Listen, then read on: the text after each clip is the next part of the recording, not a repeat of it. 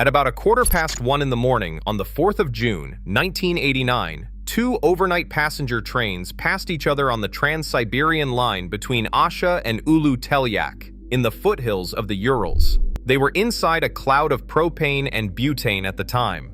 The cloud caught.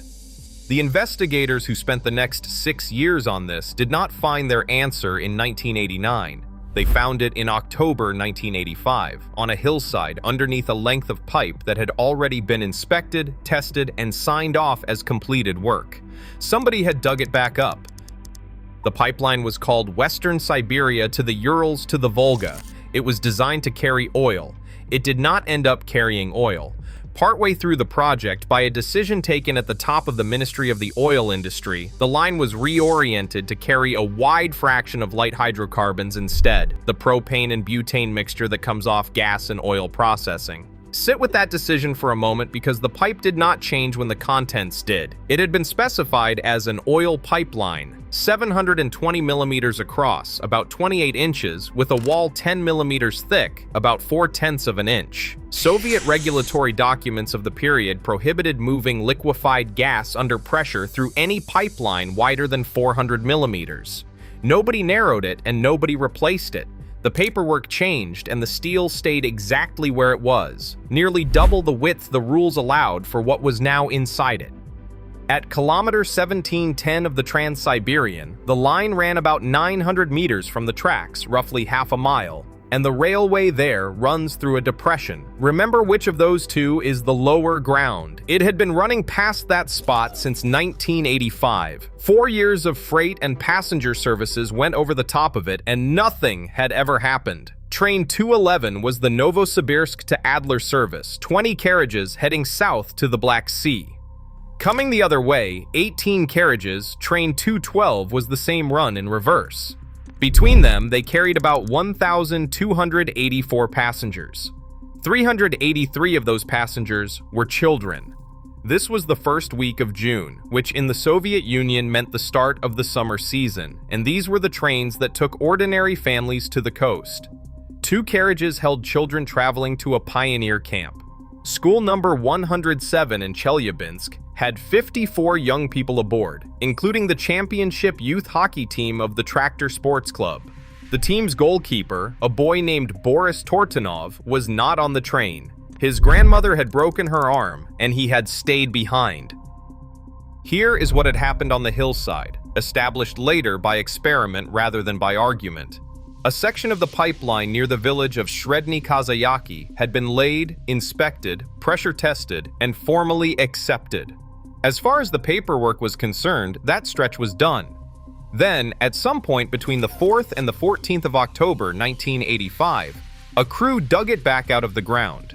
They moved it from the western slope of a hill called Zminaya, which means Snake Mountain, across to the eastern slope.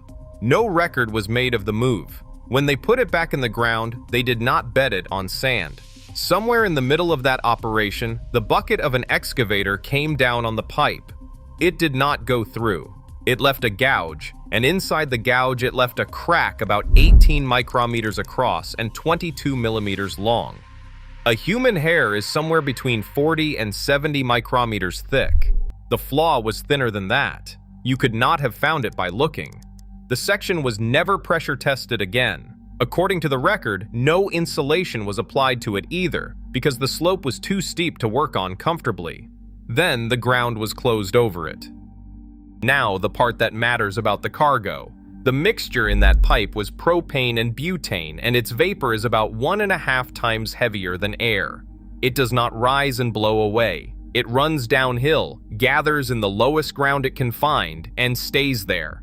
Remember that the railway at kilometer 1710 runs through a depression. For 4 years, the pipe held. Trains crossed above it in both directions, thousands of them, and every single one of them got through. The night of the 3rd of June was calm. No wind to speak of, and a temperature around 10 degrees Celsius, about 50 degrees Fahrenheit. Both trains were running toward kilometer 1710. Somewhere under Zminaya Mountain, the crack opened. By the account reconstructed afterwards, it went from a flaw to a hole all the way through the wall of the pipe in a matter of seconds. The opening it left was around 2 meters long and half a meter wide, call it 6.5 feet by 20 inches. A freight train had gone through that stretch shortly before.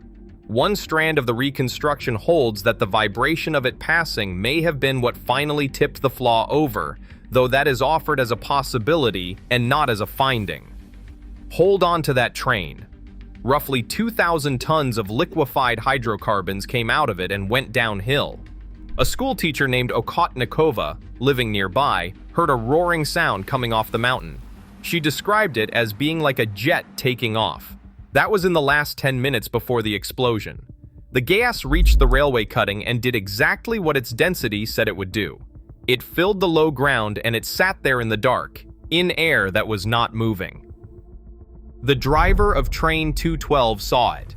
The cloud was plainly visible to the naked eye by then, and he had time to get on the radio to the duty dispatcher. "I am entering a cloud of strange fog as high as the pantograph." The pantograph is the arm on the roof of an electric locomotive that reaches up to the overhead wire. On his machine, that put the top of the fog somewhere around 5 meters off the ground. The two trains met. The official finding is that the ignition came from arcing between a pantograph and the contact wire above it. Other explanations were put forward at the time, including sparks from the wheels and a cigarette. The honest observation is that with a cloud of that size sitting on an electrified railway, almost anything would have done the job. Start with the forest, because the forest is the clearest record of what the cloud actually did. Across 270 hectares, some 670 acres, the trees were not burned so much as removed. They were torn out by the roots or snapped off level with the ground. Inside a radius of roughly 800 meters, half a mile, there was nothing left standing at all. The railway went with it. The rail and sleeper grid was destroyed over 350 meters, getting on for a quarter of a mile, and the overhead wiring came down along more than 800 meters of line, most of its supports with it. 6 of the rear carriages of train 211 went down the embankment. 2 carriages had their metal roofs torn clean off and thrown 50 meters, about 160 feet. In the town of Asha, 13 kilometers away, about 8 miles, people woke up to their windows coming in. On the question of how big the explosion actually was, the record does not agree with itself, and it is worth being straight about that. The figure that comes from the official assessment is 250 to 300 tons of TNT equivalent. 5 Soviet seismic stations registered the event at magnitude 3.5, and from that reading the force has been put at 7 to 9 kilotons. Those two numbers are not close to each other, and this script is not going to pretend it can settle which is right. The official death toll is 575 people. 181 of them were children. That number is not the end of the matter. Estimates in the record run as high as 841, and the reason for the gap is its own piece of evidence. In 1989, Soviet rail tickets were sold without passports. There was no passenger list. Conductors took people aboard informally, and it was peak holiday season. When it came to counting the dead, there was no document anywhere that said who had been on those trains. 327 sets of remains were never identified. They were cremated and buried together. Valentina Jungia was a conductor on train 211. Her husband was with her in the compartment. The window in our compartment shattered, but all the glass flew outward. The curtains caught at once. My husband threw himself at the emergency button and cut the power to the carriage. The flame was somehow inconspicuous, like the flame of a blow lamp, just a red edge and black smoke. At that moment, my hair caught fire. A passenger named Lyubov Zadesinets had her 8-year-old son asleep on the upper bunk. The bunk came down on top of her. There was no glass left in the window, so she lowered the boy out through the frame and then jumped after him. Some of the survivors ran downhill, away from the burning carriages, toward the lower ground. Sergei Moshenko, a conductor on train 212, watched what happened to them. Those who ran down into the hollow began to suffocate and vomit. The vapor was still there.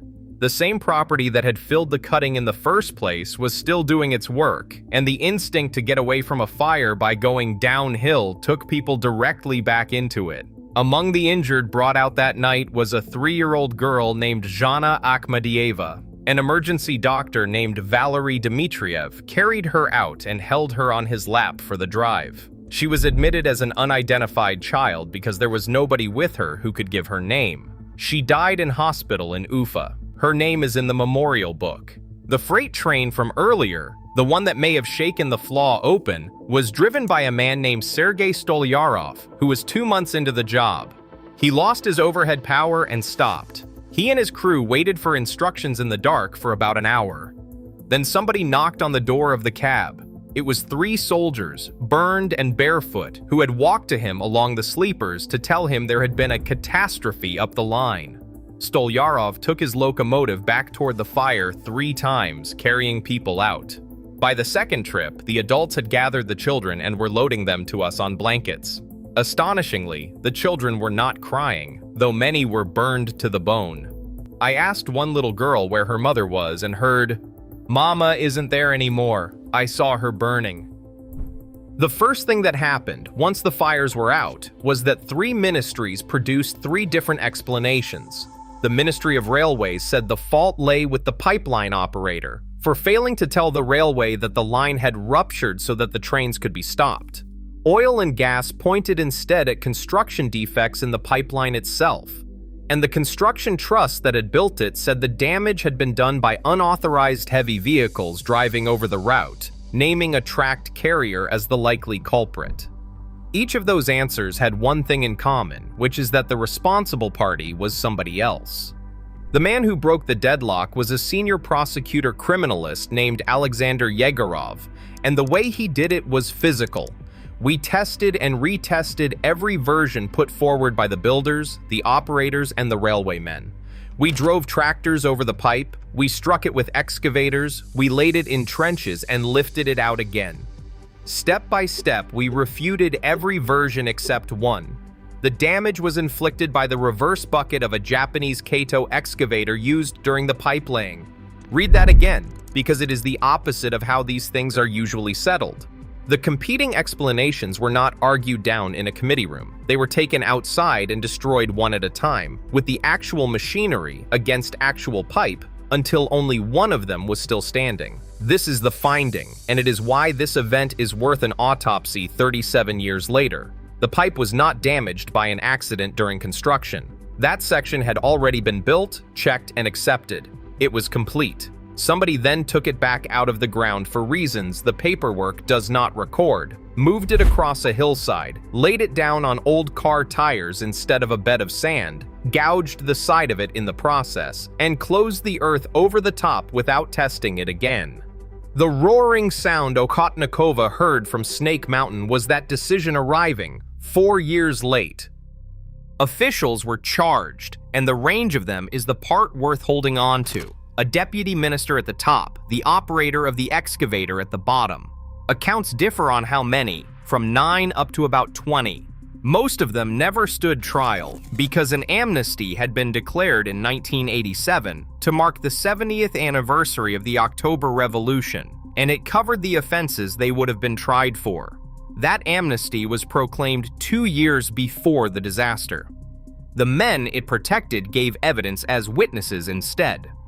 The trial opened on the 25th of August, 1991, in the days immediately after the August coup, which is to say in a country that was in the process of ceasing to exist. In December, the Supreme Court of the Russian Republic sent the case back, saying the circumstances had not been investigated thoroughly enough. The verdict finally came on the 7th of June, 1995, from the Supreme Court of Bashkiria. 2 men were convicted, Alexander Kurbatov, who ran the line engineering service, and Viktor Kurochkin, who headed the construction unit. Each received 2 years in a settlement colony, suspended. 4 more were released under a fresh amnesty marking 50 years since the end of the war. 1 was acquitted. The sentences were upheld on appeal in 1997. Both men petitioned the president of Bashkiria for a pardon that October. He turned them down in public and pardoned them quietly on the 8th of December. For 575 dead, of whom 181 were children, nobody served a day. Families of the victims argued throughout that the wrong people had been in the dock, that senior officials and the members of the commissions were never reached, and that a trial held largely out of public view had not answered them. That was their position at the time, and it remains on the record. One more thing belongs in the autopsy because it says something about how thoroughly this event was lost. The United States Army sent a burn team to Ufa in June 1989, 17 people out of San Antonio, and they worked alongside Soviet surgeons on 150 patients. 2 papers came out of that collaboration in the journal Burns the following year, and the Army wrote its own report. Those documents are among the very few accounts of this disaster ever published in English. The Army's report describes the line as carrying natural gas. Both journal papers call it a methane and propane pipeline. There was no methane in that pipe, and methane is lighter than air. If that pipe had been carrying methane, the leak would have gone straight up into the sky and dispersed, and 2 trains would have passed each other in the dark on an ordinary night. The disaster required a gas that sinks. The people who wrote those papers were burn surgeons describing burn care, and they had no reason to check the chemistry. Carelessness is not the charge here. What the error shows is that there was nothing in English for them to check it against, and there still very nearly isn't. There is a monument at the site. People gather there every year on the 4th of June. The columbarium holds 327 urns of remains that nobody was ever able to name. The one lasting change came from that failure of identification. After 1989, the Soviet Union began selling rail tickets against passport details and keeping passenger lists, so that if it happened again, somebody would at least know who had been on the train. By the accounts published in Russian afterwards, Boris Tortunov, the goalkeeper who stayed home because his grandmother had broken her arm, went on to win the national championship twice. Rima Buranbayeva, who was sent to the site to accompany the mothers of the children who had been traveling to camp, said this about what she found at kilometer 1710. "Ever since, the color of death for me is not morning black, but ash gray." That is exactly how everything was at kilometer 1710, the forest, the ground, and the carriages inside and out. The pipe had passed its inspection. It was finished and tested and accepted, and then it was taken back out of the ground and put down on a bed of old tires by people who did not write down that they had done it. For 4 years after that, nothing was wrong. Every train that crossed that ground got where it was going. There is a pipeline under a road you use. If you want the other half of this work, where the failure is in the weather rather than in the machine, that is on our sister channel, Tornado Autopsy.